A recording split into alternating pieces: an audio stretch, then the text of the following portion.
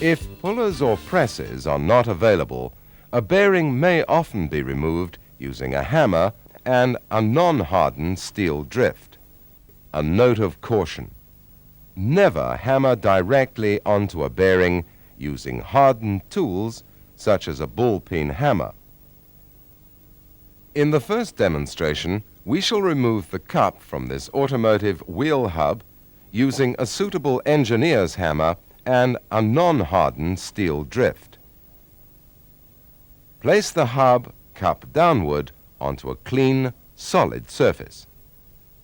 Ensure that the drift has a flat, straight cut end that will engage the back of the cup through the slots provided within most housings.